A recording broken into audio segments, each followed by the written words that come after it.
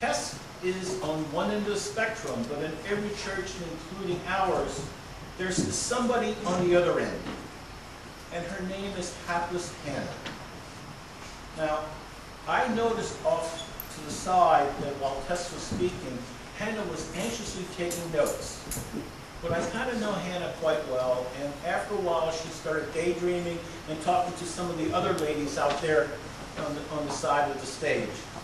So what I thought I'd do is I'll let you hear from Hannah what her thoughts are here in St. Stephen's.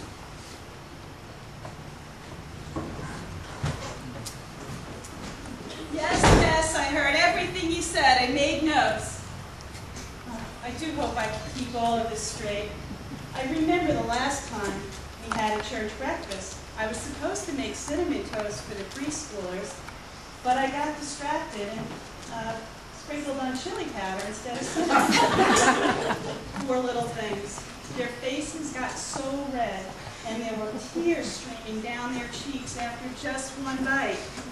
I felt just terrible.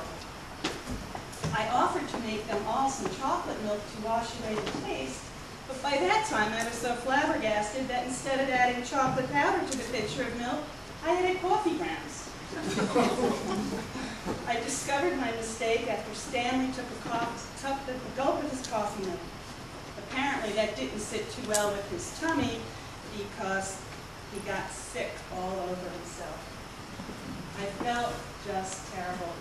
So I offered him a wet washcloth to wipe his face with, only I'd forgotten that I'd used that same cloth earlier to wipe up some mayo that I'd spilled when looking for a tub of butter to go on the toast.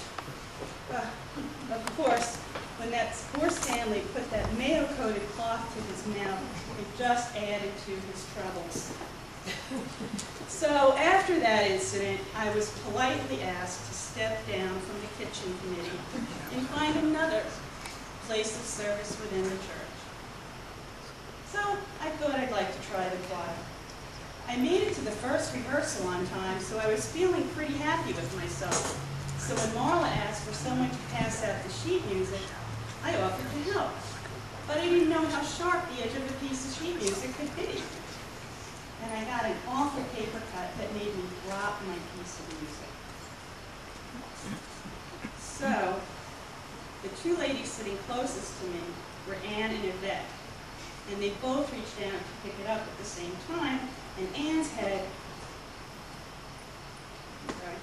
accidentally hit Yvette's lip and busted it open, and as soon as Barbara saw the blood, she stood up and fainted, and when she did that, her chair somehow got pushed backward, and it hit the bad leg of the piano, and the next thing you know, there's an awful crack of wood, and that big old piano just toppled over onto its side. So after that, I was politely asked to leave the choir to find another place to serve. So now I decided I'd try the landscaping team. I was very encouraged because all the landscaping takes place outside of the church building, and the team is made up of George and Dean, who mow the grass, and Gretchen, who waters the flowers. So the first Saturday of the month, I watched as George pushed the fertilizers for anything, and Dee mowed the lawnmower, and Gretchen watered the flowers. They had asked me to please just stand in the shade and watch over the lemon. When they took a break for lunch, I thought I could help out.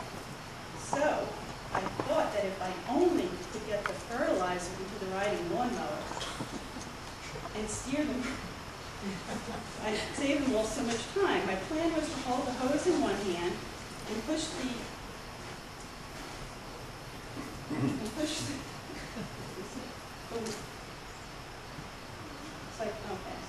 Riding where I saved them all so much time. My plan was to hold the hose in one hand so I could water the flowers and steer them over with the other hand so I could fertilize the grass and then cut it.